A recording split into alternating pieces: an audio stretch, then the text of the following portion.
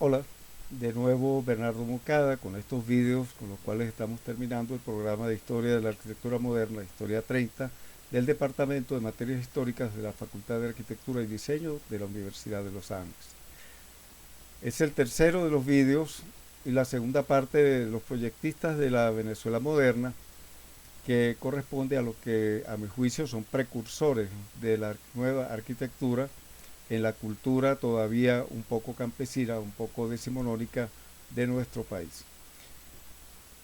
Todos estos precursores, que he seleccionado 5 de ellos, para mí los más importantes, provienen del exterior, se han formado en escuelas externas o en la cultura sobre todo francesa, europea, y todos vienen a ejercer a Caracas en la segunda década, en la tercera década, después del 1920 del siglo XX.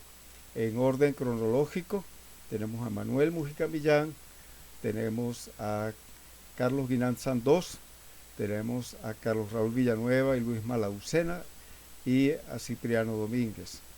De ellos, ya hemos visto que Guinán Sandós había estudiado en Alemania, en Baviera, en la escuela de Múnich, y viene en 1917, vuelve a su país y comienza a relacionarse con el ambiente arquitectónico para empezar a proyectar después de 1925. De Carlos Guinán, que ya vimos en el video anterior, hay esta especie de bono que viene de la presentación anterior, como dije. 1935 realiza el Club Alemán en la urbanización caraqueña del Paraíso. El Paraíso viene siendo un suburbio que surge del otro lado del río Guaire, al sur del centro de Caracas. En ese momento un suburbio todavía verde, todavía con muy poca construcción. El trazado urbano lo había hecho el arquitecto Manuel Mujica Millán, y allí la colonia alemana va a plantear su club campestre. Llaman a Carlos Guinán quizá por la cercanía que tenía con la cultura alemana. Se había ya dicho que se formó en Baviera, en Múnich, y Carlos Guinán va a desarrollar este pequeño edificio de un preciosismo clasicista, pero eh, volúmenes limpios, volúmenes liberados, volúmenes puros, y una manera de tratar la superficie muy afín al planteamiento de Adolf Loos en la Viena de antes de la Primera Guerra. Sin embargo, la traza clásica se ve en el partido sobre el cual desarrolla la volumetría, con esa especie de próstilo, de peristilo clásico, aunque de columnas totalmente limpias, sin ningún tipo de adorno, que se ve coronado por el volumen de la doble altura del salón, que centra la composición, flanqueada por otros dos volúmenes simétricos, de manera que compactan la composición con, una, con un esquema que es típico de la arquitectura de las escuelas de bellas artes, un esquema clásico, un esquema parecido en su simpleza a las cosas que a mayor escala planteó Boulez en Francia. Igual, en 1940, que se inaugura el Teatro Boyacá, un moderno cine en el centro de Caracas. Todavía quedan sus restos, y de nuevo una edificación de alto impacto para la cultura caraqueña del momento, que no está habituada a este tipo de planteamientos, y que se asombra y se maravilla, muy atraída por esta fachada de características de nuevo clásicas. Vemos la columnata que protagoniza el plano de la fachada, repitiéndose un poco con el claroscuro de los diversos accesos en la planta baja, y rodeada simétricamente de esa serie de óculos, de ojos de buey, que están simplemente ornamentados con vitrales y herrería estilo Art Deco, al igual que la franja que rodea y que eh, califica con claroscuro también la sencillez de la fachada. De manera pues que estas eran dos obras que, además del planetario que hace después, el Parque del Este que ya vimos, y las otras obras importantes de este arquitecto, le dan un papel que hay que reconocer como protagonista de los inicios del movimiento moderno en Venezuela. Pero vamos a hablar de Luis Malaucena. Confieso que mi idea original era compactar en un solo vídeo a Malaucena, Mujica y Villanueva. Pero veremos en esta presentación cuán extensa e importante es la obra de este arquitecto. Un arquitecto injustamente olvidado, injustamente postergado en la historia de la arquitectura venezolana, por motivos que a mí me parecen que son simplemente políticos ideológicos que pasaremos a explicar luego.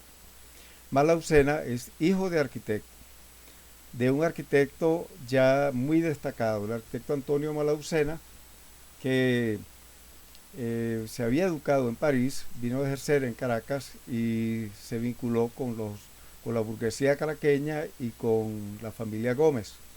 Ejerce también en Maracay. Una de sus obras más importantes es el mausoleo que se le va a comisionar para la familia Gómez en la ciudad capital del estado Aragua. También Antonio Malaucena, como cosa curiosa, se casa con una hija del presidente Raimundo Andueza Palacio, presidente que ejerció esta alta magistratura en dos periodos antes de Antonio Guzmán Blanco, en el siglo XIX.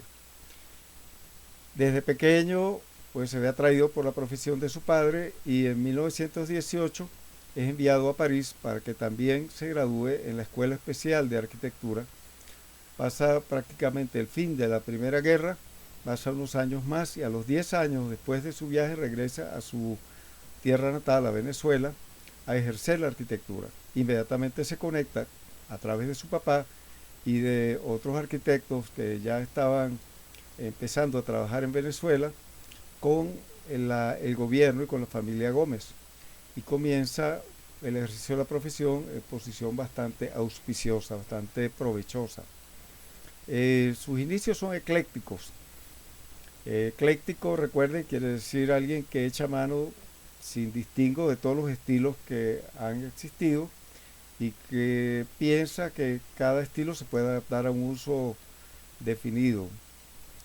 No tiene predilección por ninguno de los lenguajes que se han desarrollado en la historia de la arquitectura a lo largo de los siglos. De manera que un ecléctico puede de repente hacer un edificio, plantear un proyecto con características egipcias, con arábigas, hispánicas, etc. Sus primeros proyectos siguen el estilo neocolonial y morisco, porque buscando, igual que Villanueva y Guinand en sus inicios, atraer la simpatía de una cultura que todavía guardaba rasgos de un pasado campesino, de un pasado rural, y con una imagen del pasado colonial como una imagen de un pasado noble, de un pasado de elevada cultura.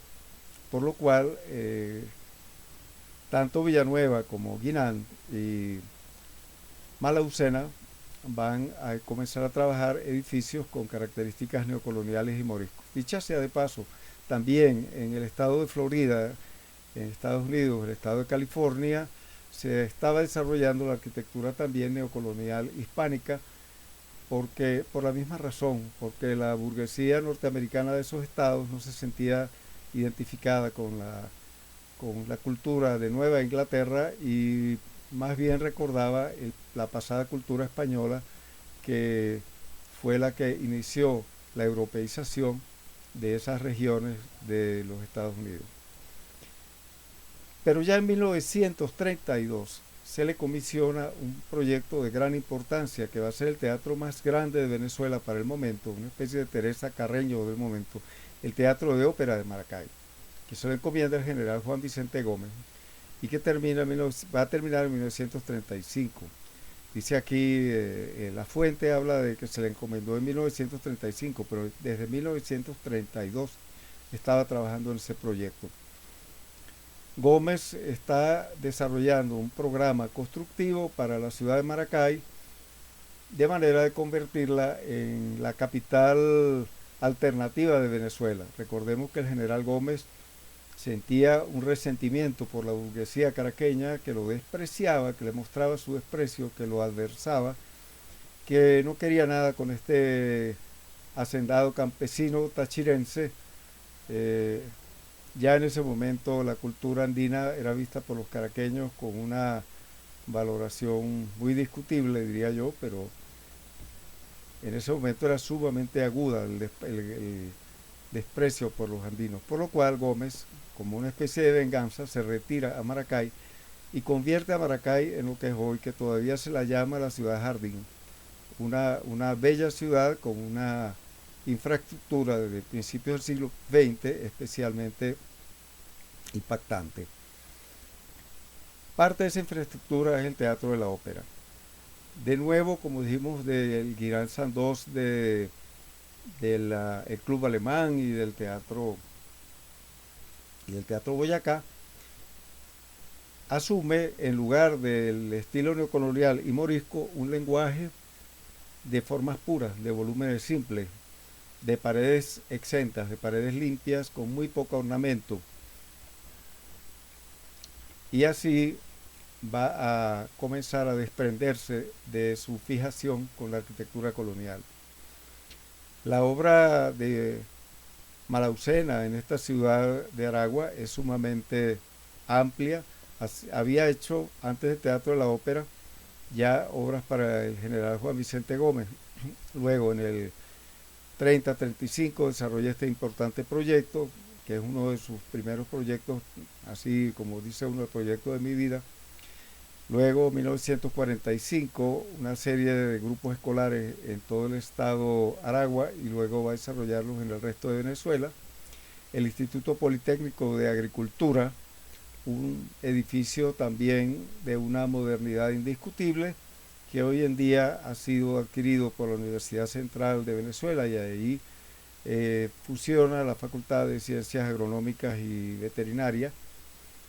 Y luego la sede del Instituto Nacional de Malariología, hecha con un lenguaje totalmente neocolonial. En el 55 vuelve a Maracay y se le comisiona la base aérea internacional de Palo Negro.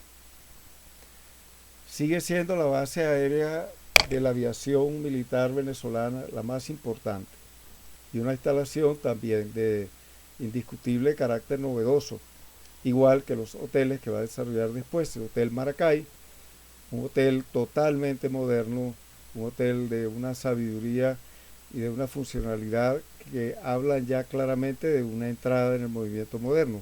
Y la remodelación del Hotel Jardín que había hecho su colega y amigo Carlos Raúl Villanueva en Maracay, además del círculo militar de esa ciudad.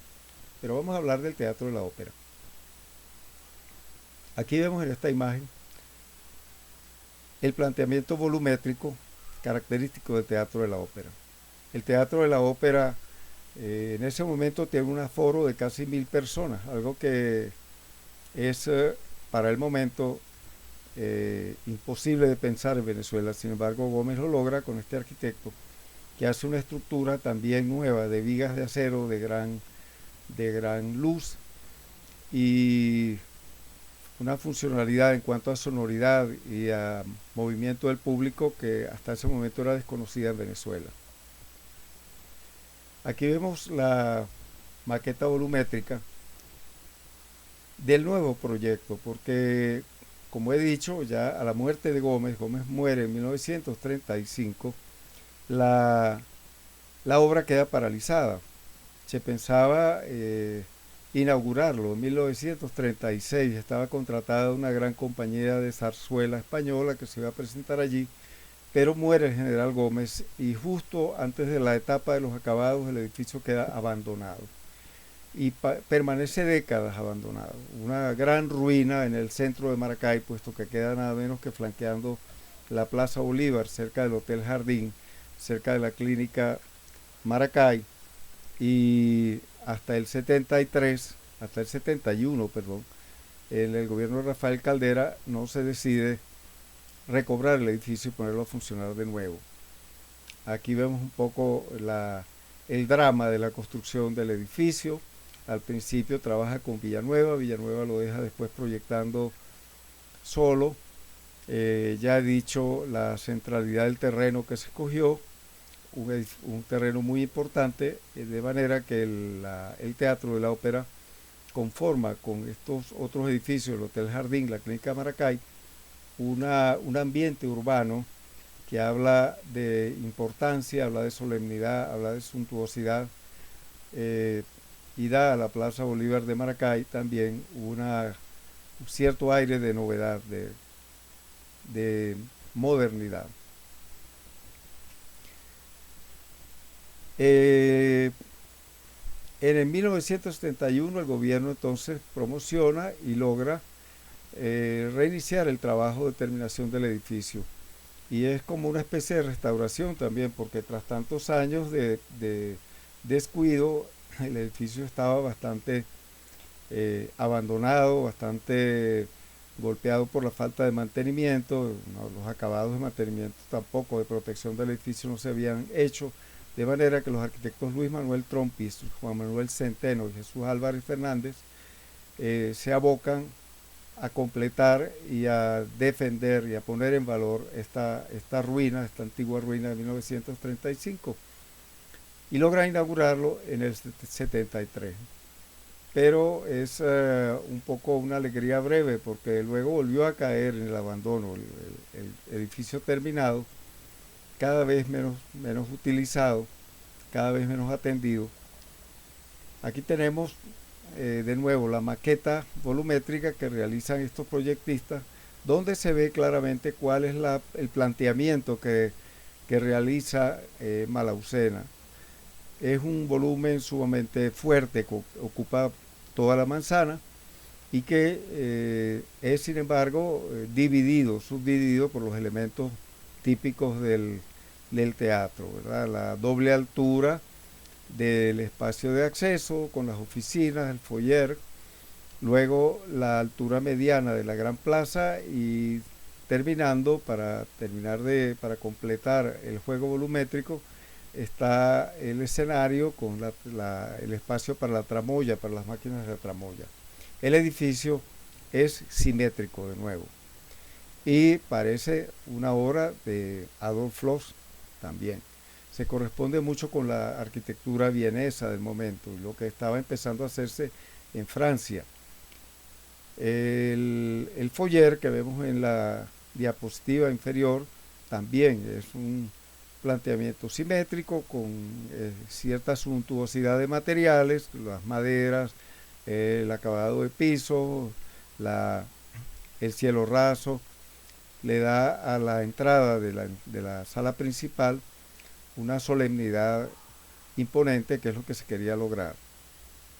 Y la sala de conciertos también, cubierta en madera, reviste cierta solemnidad. Pero en el 2015 el edificio abandonado de nuevo es asumido por el gobierno actual y se la va a restaurar con un diseño que contempla, entre otras cosas, la subdivisión del volumen a través del juego de iluminación externa, lo que a mi juicio causa un daño definitivo al proyecto original de Malaucena. Un carnaval de colores que tiene mucho que ver con el patriotismo un poco ramplón, poner la bandera venezolana en todos lados, y de esa manera la solemnidad del edificio se pierde por completo. Ustedes juzgarán viendo esta imagen. Igualmente en el interior el edificio va a ser afectado. Ahí está el acceso, como las luces que estos arquitectos diseñan, que este arquitecto diseña, porque es un solo arquitecto el que va a hacer esta puesta en valor, José Alberto Pulido. Por una parte son, claro, un efecto muy llamativo sobre la fachada, muy atrayente, pero por otra parte destruye totalmente la idea original del arquitecto, al igual que el trabajo de colores que se realiza en la gran sala del teatro. ¿La ven? Buscan ustedes Teatro de la Ópera de Maracay, la remodelación del teatro, y van a encontrar un sorprendente despliegue de colores básicos que rompen totalmente con la solemnidad y la seriedad del proyecto originario de Malaucena. En el resto del país va a realizar también obras de gran importancia. La quinta de la familia Berrizbeitia en la urbanización El Paraíso es la primera que realiza y que llama mucho la atención por la calidad y la funcionalidad de esa arquitectura, aunque está planteada en lenguaje totalmente colonial. Luego, asomos de modernidad aparecen en su proyecto para el cuartel de Infantería General Rafael Urdaneta en Propatria, en Caracas, un importante edificio militar que lamentablemente hubo de ser demolido para dar lugar a un patio de maniobras del metro de Caracas en 1980. Con Villanueva aborda el diseño del pabellón venezolano en la Exposición Internacional de París en 1937 y allí la idea es pintoresquista totalmente. Abordan un desaforado lenguaje colonial, neocolonial, como para reflejar la diferencia entre la cultura venezolana y la cultura europea. Tiene cierto éxito también por su exotismo, que llama mucho la atención. Y va a realizar con Villanueva también una serie de aeropuertos nuevos en Venezuela, a partir de la década de los 40. Queda, por ejemplo, el aeropuerto de Valera, que todavía hasta hace poco se lo podía visitar. Ignoro si ha sido modificado o demolido, pero la instalación, que tiene toda la funcionalidad para esta nueva tipología, que es las pistas y los aeropuertos, está revestido, sin embargo, con un lenguaje totalmente neocolonial también. Pero en 1940 se va a llamar a Malaucena para que proyecte otro aeropuerto, que es el primer aeropuerto internacional de Venezuela, el aeropuerto de Maiquetía,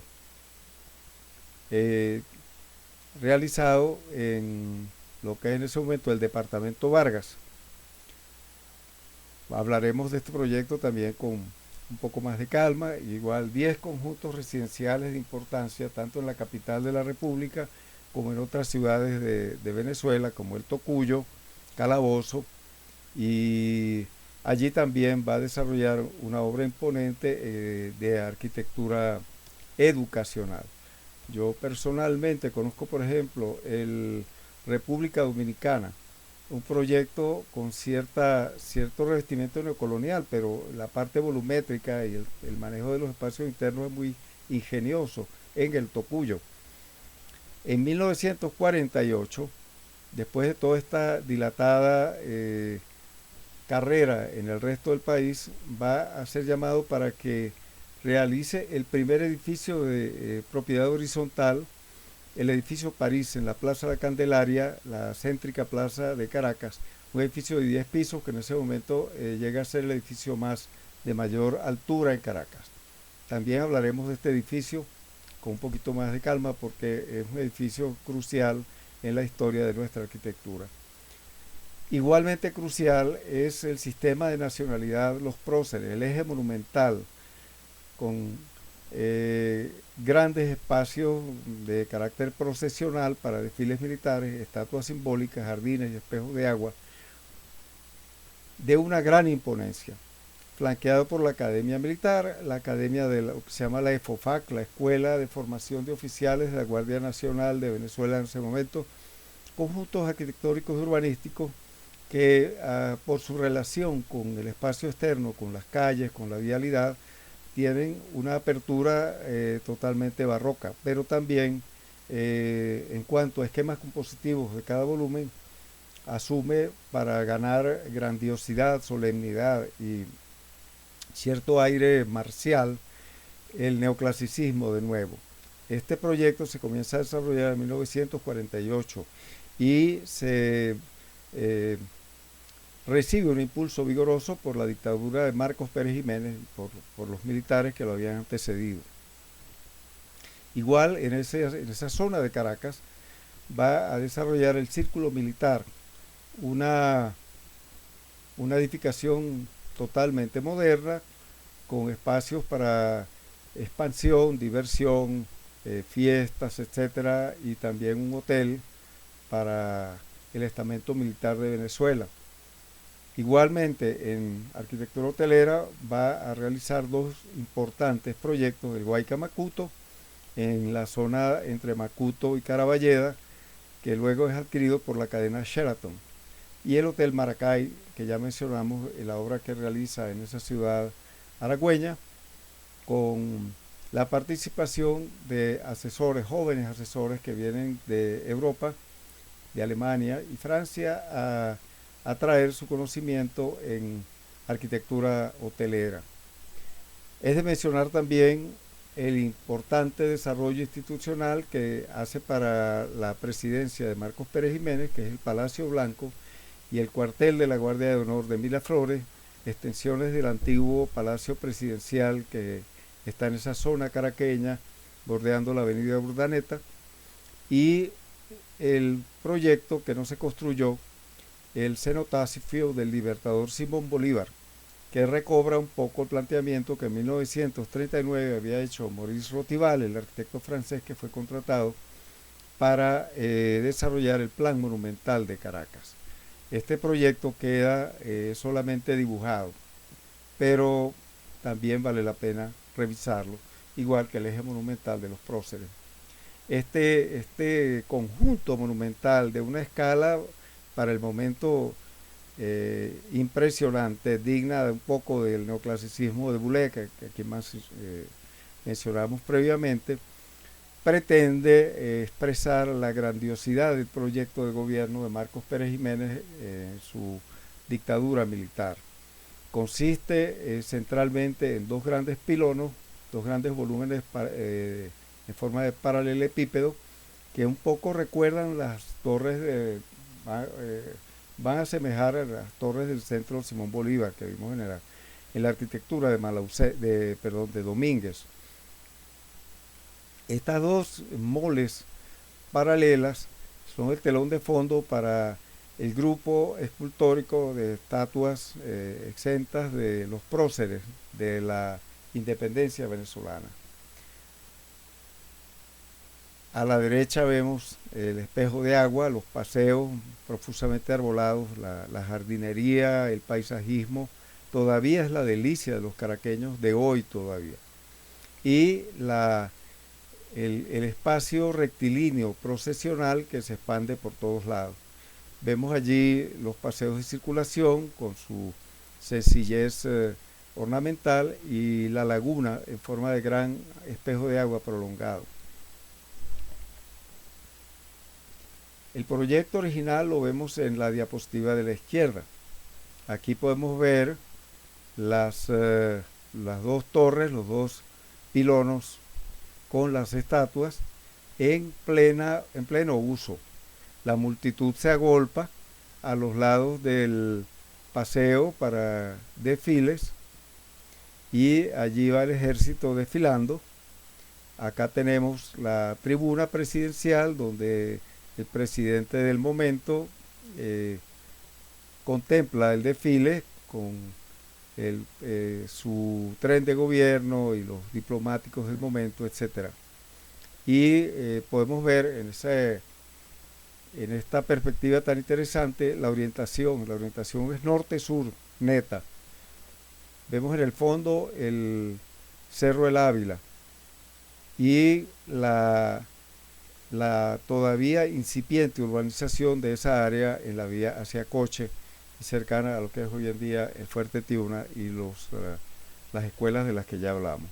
A la derecha vemos cómo se desarrolló ya el eje longitudinal con esa profusa arborización que proviene del proyecto original de Malaucena. Hoy en día es una zona muy preciada por los caraqueños. Podemos ver en los fines de semana las familias llevando a los niños a caminar, montando bicicleta, trotando, haciendo jogging, etcétera, haciendo ejercicio en esa zona que ha llegado a ser como un pulmón y un desahogo para esta parte del sureste de Caracas, en la vía hacia Coche. Es impactante la idea que se logra de conformar a través de este conjunto un artilugio, un artefacto de la memoria que va a traer efectivamente una cantidad de la presencia, prolongar la presencia de las glorias de la independencia, de un pasado que se considera especialmente glorioso para el venezolano de hoy. Claro que las circunstancias que estamos viviendo hoy, ese tipo de sensación de grandeza está un poco extraviada, pero durante muchos años y quizás en el futuro, esta arquitectura que se parece un poco a las ideas que tenía Hitler y que desarrolla a través de su arquitecto Semper y también Terragni sirviendo a la dictadura de Mussolini en la Italia fascista, logran esta sensación de grandeza, de ese encumbramiento de la sensación de patriotismo del pueblo. La Academia Militar de Venezuela, como les digo, es un desarrollo paralelo, cercano a los próceres. Igualmente se caracteriza por esa suntuosidad y esa marcialidad que logra darle Malaucena. Vemos allí la fachada principal de la academia, flanqueada por esas columnatas ornamentales que con su doble altura y su esbeltez le dan un tono de elegancia a esta fachada totalmente plana, rodeada también por imágenes de los héroes de la independencia. De nuevo, Malaucena habla en total acuerdo con el proyecto desarrollista y nacionalista del dictador Pérez Jiménez, halagándolo, demostrándole que sí, que la Venezuela que él está construyendo es una gran Venezuela que obedece a la memoria de sus glorias patrias y que ostenta un desarrollo económico y cultural que por fin la pone en la modernidad. La Academia Militar, y en el fondo está lo que es la EFOFAC, la Escuela de Formación de Oficiales de las Fuerzas Armadas de Cooperación, hoy en día Escuela de la Guardia Nacional Bolivariana. El proyecto tiene además la escuela aplicación, una escuela pública, y como vemos en la planta del bloque central de la EFOFAC es un proyecto totalmente regido por una axialidad, o sea, la centralidad de los ejes alrededor de los cuales se distribuyen los diversos volúmenes. También abajo podemos ver, abajo a la izquierda, el elemento ese central con las columnatas que da como una especie de suntuosidad a la fachada simple, rodeada simplemente por palmeras, sencillamente, y que caracteriza la escuela militar, que va a reemplazar la original, que era la escuela militar, que es lo que hoy en día es el llamado cuartel de la montaña. Miren el vestíbulo del Gran Salón de la Academia Militar. El Gran Salón es verdaderamente un espacio impresionante por el manejo de la escala que Malaucena le da, con elementos de una sencillez geométrica que no hace ostentación de ningún tipo de ornamento, a través del uso de los materiales y a través del manejo de la escala, de los cambios que se dan. Por ejemplo, el acceso es a través de pasando bajo esa especie de puente que reduce la escala antes de entregarnos a la amplitud del espacio iluminado que es el Gran Salón. Y de esa manera el presidente, cuando inaugura la obra y entra a este espacio ya acabado, queda totalmente impactado y satisfecho, igual que cualquiera de nosotros que visite lo que queda de la academia, porque ha sido muy intervenida como muchas de las edificaciones de Malaucena. La columnata que vincula las dos alas de la EFOFAC también tiene un manejo impactante de la escala.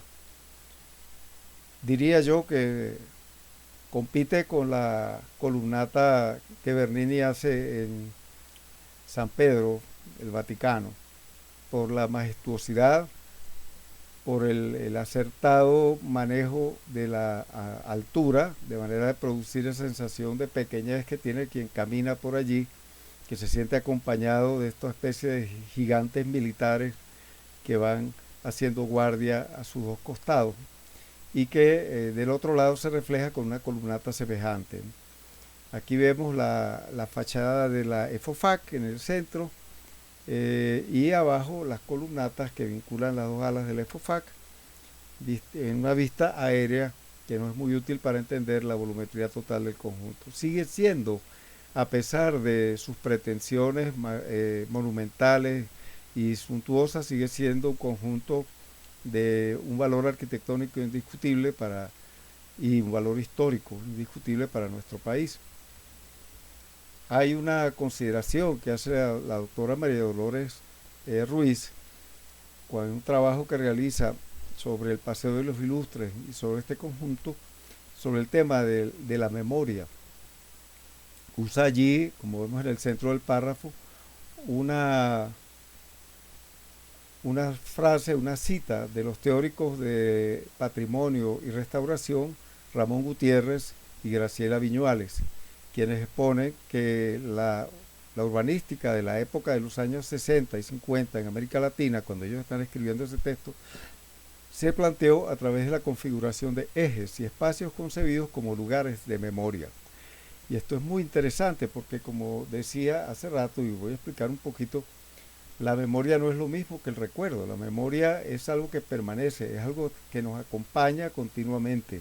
Es como una especie de presencia paternal que nos recuerda el pasado, pero nos lo recuerda estando al lado de nosotros. Es algo que va consustanciado con nuestra mente, con nuestra manera de ser.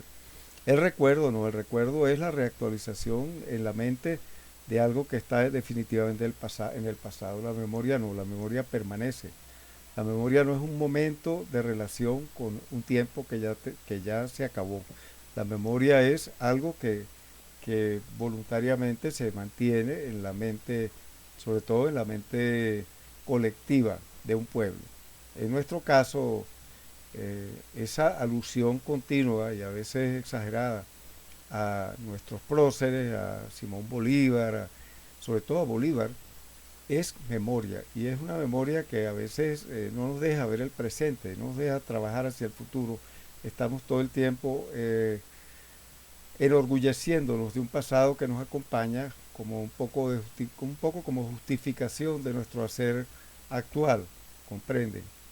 En 1948, como habíamos dicho, Luis Malaucena es contratado para diseñar el edificio París en la Plaza Candelaria.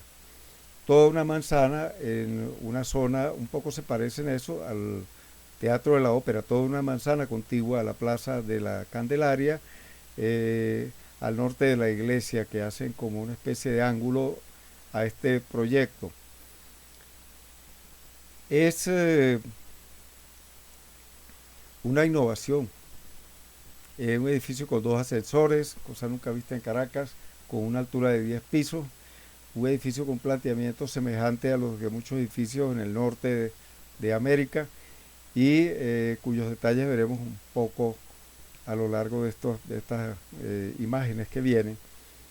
Fíjense ustedes que es un edificio, es una mole, es un edificio de una masa construida importante, que sin embargo es disuelta, por así decirlo, por el arquitecto con el artificio de esta serie de balcones y terrazas que se proyectan, y con el juego de luces y sombras disminuye el peso, disminuye la masa de estos grandes volúmenes que para el momento en Caracas eran verdaderamente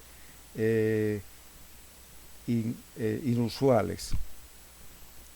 El acceso tiene características de los grandes edificios corporativos de Nueva York, de cualquier ciudad del norte de América.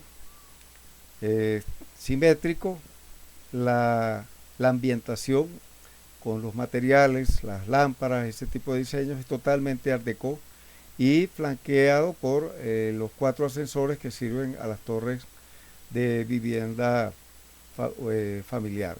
Este edificio multifamiliar también es precursor en el sentido de que se acaba de aprobar la legislación que rige la propiedad horizontal, un nuevo sistema de propiedad que en Venezuela no se había dado hasta el momento, por lo cual los edificios de vivienda multifamiliar todavía eran vistos con malos ojos por los propietarios del suelo urbano.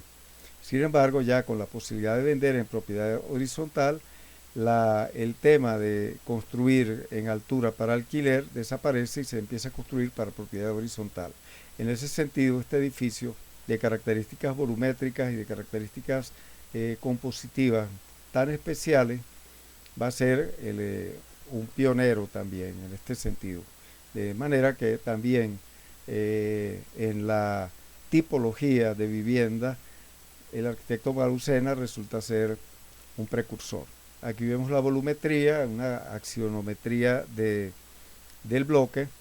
Ven cómo él, a través de los pozos de ventilación y del trabajo con los balcones, sobre todo en las esquinas, disuelve el peso del edificio, que de otra manera sería verdaderamente insoportable para el transeúnte. Algo parecido a lo que hace Villanueva con la gran masa, lo que va a hacer Villanueva con la gran masa del clínico del Hospital Universitario en Caracas. El otro proyecto que quiero nombrar es, por su importancia y por su acierto arquitectónico, es el Hotel Guaycamacuto, luego el Macuto Sheraton. Para el desarrollo que la CONAOTU, la Corporación Nacional de Hotelería y Turismo de Pérez Jiménez, pretende en un edificio que para el momento va a ser el edificio principal, la principal instalación hotelera del litoral central, se escoge este terreno, una pequeña península que alberga una playa y que va a dar pie a que se desarrolle una edificación de frente al Mar Caribe, con una vista estupenda hacia el Mar Caribe. Se contrata al arquitecto Malucena, que como dije va a trabajar con dos jóvenes arquitectos europeos expertos en hotelería. En su momento es una ruptura, una novedad absoluta en la arquitectura venezolana. Como vemos, son tres elementos básicos que constituyen el edificio: un paralelepípedo rectangular, que es el espacio de las habitaciones y de los apartamentos, porque es también un apartahotel, con dos núcleos de circulación vertical que rompen un poco la uniformidad del volumen, y con un planteamiento de corbiceriano de planta libre que permite hacer sentir como si el edificio flotase sobre el suelo. Es un edificio que tuvo un éxito turístico enorme y también como impacto ambiental tuvo un éxito enorme. Las fachadas son reticulares, lo más abiertas posibles, de manera que el espectáculo del Mar Caribe no se pierda y pueda ser disfrutado desde las habitaciones y los apartamentos, con unos balcones que protegen la fachada del fuerte sol del litoral y que un poco a la manera de los hoteles de Río de Janeiro dan la clara idea de que se trata de un hotel de playa. El edificio sigue siendo imponente, está totalmente abandonado y destruido, ha sido muy golpeado sobre todo por dos fenómenos. El primero fue el terremoto de Caracas de 1967, que afectó fuertemente el litoral central, acaso de manera más fuerte que la capital, y que causó severos daños en la estructura. El edificio fue recuperado, pero luego en el año 2000 vino el deslave de Vargas, la famosa tragedia de Vargas, y terminó de arruinar el edificio, que se encuentra en este momento abandonado, lamentablemente, porque es un hito de arquitectura y es un edificio desde el punto de vista utilitario, ha demostrado su funcionalidad a través de tantos años de funcionamiento. Después tiene un volumen de menor tamaño, lo vemos ahí a la derecha, y de un poco más bajo, que son los servicios del hotel. Está también el teatro del hotel y una serie de usos, otros usos recreacionales. Y la tercera son los corredores cubiertos con losas de concreto y columnas metálicas que conectan los elementos del conjunto. Vamos a verlo aquí volviendo, porque prácticamente es un planteamiento semejante al de la plaza cubierta que Villanueva desarrolló con tanto acierto en la ciudad universitaria de Caracas. Una, una losa corrida de concreto que protege una serie de actividades que están diseñadas y ubicadas de manera libre bajo esa losa de concreto, creando un ambiente informal muy adecuado a lo que es la vida de las personas que van al litoral. Luego, en 1945, se inaugura el proyecto que se le encomendó en 1940 a Luis Malaucena. Veamos, la historia del aeropuerto de Maiquetía está vinculada por los intereses que relacionan a Venezuela con Estados Unidos por la industria petrolera. Igual el aeropuerto de Grano de Oro de Maracaibo. Venezuela va a necesitar un vínculo más expedito con los países industrializados. De manera pues que la línea Pan American va a comisionar nada menos que al famoso aviador Charles Lindbergh, que había dado la vuelta al mundo en su pequeño avión, para que con su pequeño avión venga a Venezuela en la época de Gómez y recorra el litoral buscando un sitio donde se pueda instalar una pista de aterrizaje. El gobierno adquiere la hacienda donde está actualmente el aeropuerto y allí va a instalar primero una pista suficientemente amplia para que aterricen aviones internacionales, aerolíneas internacionales, sobre todo la Pan American. Pero rápidamente resulta insuficiente la instalación de acogida del aeropuerto y de todos los controles que un aeropuerto tiene que tener, de manera que se comisiona a Malaucena para que haga el flamante aeropuerto de Maiquetía. A finales de los años 70 esta instalación se había quedado pequeña y se le pide a Malaucena se le había pedido que proyectara una ampliación. Esta no se hizo y se intenta ampliar en los años 70, pero se decide luego hacer lo que es hoy en día el aeropuerto Simón Bolívar, el aeropuerto internacional de Maiquetía, cerca del cual permanece igualmente la antigua edificación, que tiene estas características.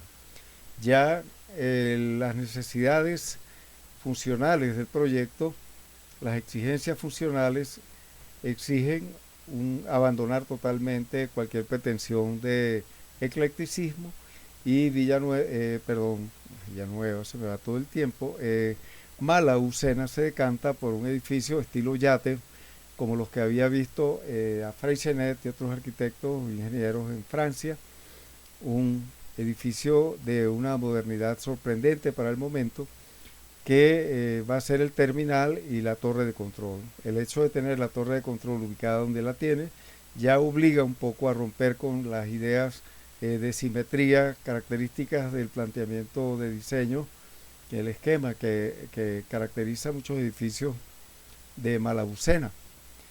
Tuvo muchísimo éxito, funcionó muy bien, como digo, hasta los años 70, cuando ya la intensidad de los vuelos, el aumento del tamaño de las aeronaves, todas estas cosas hace que se vaya abandonando el aeropuerto de Maiquetía y se piensa en un nuevo aeropuerto. Aquí en estas extrañas fotos vemos la instalación. En este momento, cuando uno va en camino ya llegando al aeropuerto Simón Bolívar, ve hacia la derecha, ya casi escondido, íntegra los volúmenes de este proyecto de Malaucena, que en este momento es un terminal de carga y de aviación civil, un terminal de segunda mano al lado del gran aeropuerto Simón Bolívar. Y vamos terminando, es la fachada del proyecto del cenotafio para a Bolívar en la cumbre del Cerro del Calvario, como dije, al oeste de la urbanización El Silencio. Se asciende por esas majestuosas escalinatas y se llega a ese gran volumen de mármol con elementos totalmente simétricos, y esos cuatro son como trapezoides truncados que con su enorme tamaño llaman la atención y una vez más traen a la memoria la presencia del prócer de la independencia venezolana. El proyecto lo termina, pero queda solamente en dibujos porque cae la dictadura perejimenista y el arquitecto es acusado de una excesiva cercanía a la figura de Marcos Pérez Jiménez por ser amigo de la dictadura, por haber sido tan beneficiado por la dictadura. Tiene que exiliarse porque es perseguido por los venezolanos.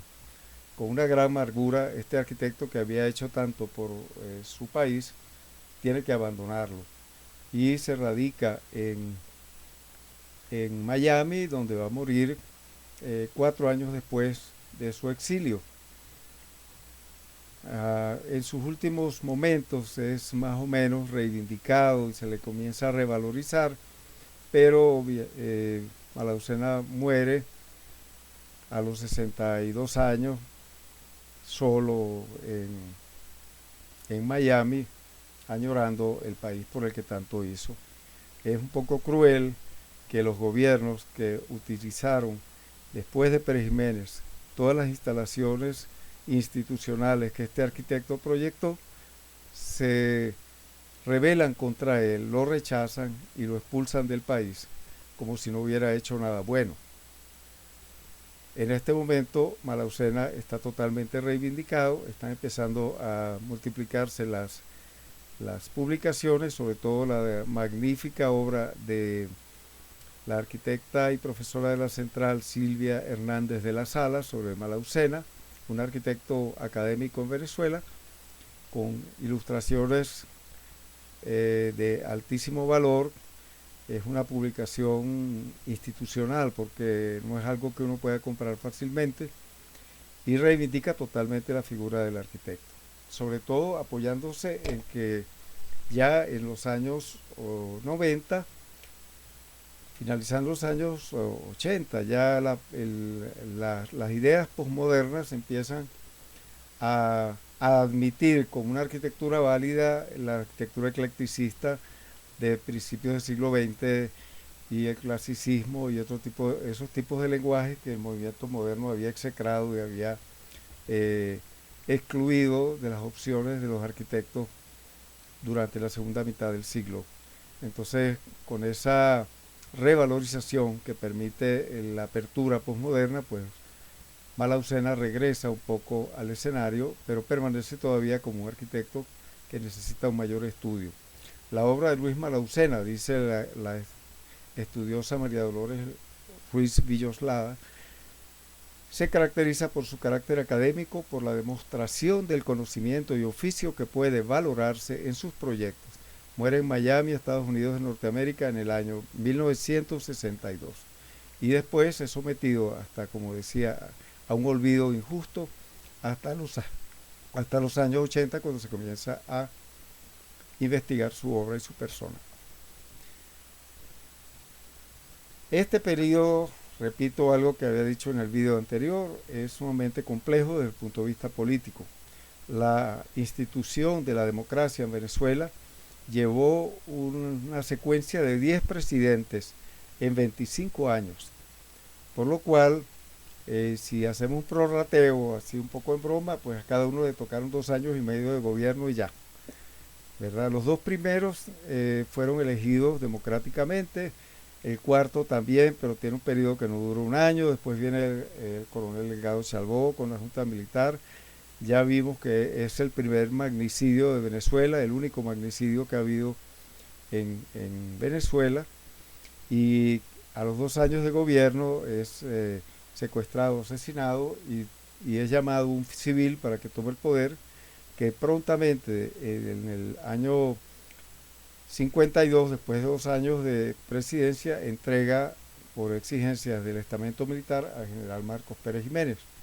Luego viene el breve periodo del contraalmirante Wolfgang Larrazábal, quien asume el poder después del golpe de Estado, una breve junta de gobierno que llama al civil Edgar Sanabria para que organice las elecciones que va a ganar Rómulo Betancourt para estabilizar el país y darle los 40 años de democracia que indudablemente, así haya quienes critiquen, porque siempre hay cosas que criticar, hicieron mucho bien a Venezuela. Después de 1960, ya con la presidencia de Betancourt, la venezolanización del petróleo que precede a la nacionalización completa, da lugar a la creación de la Corporación Venezolana del Petróleo, que al principio lo que hace es refinar en las refinerías el petróleo y producir acabados del petróleo como la gasolina.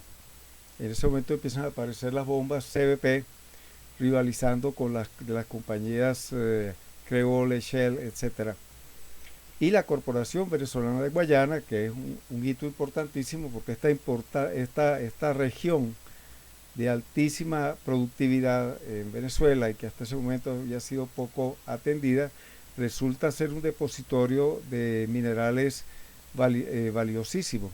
Empieza el hierro con el Cerro Bolívar, pero luego se encuentra la bauxita y se presenta la posibilidad de producir el aluminio. Se crean lo que es el proyecto de las industrias básicas de Guayana y la Corporación Venezolana de Guayana va a ser un organismo de la Presidencia de la República que tiene la libertad para proyectar y desarrollar esta zona del sureste venezolano. Parte importantísima de esta etapa es la proyectación totalmente nueva de Santo Tomé de Guayana, ciudad que va a ser diseñada por arquitectos venezolanos y norteamericanos en la Universidad de Harvard y que va a constituirse en 1962 como un ejemplo del nuevo urbanismo para el mundo, todavía antes de Brasilia. De manera pues que es también desde ese punto de vista un momento donde la arquitectura y el urbanismo venezolano se presentan como precursores de la modernidad.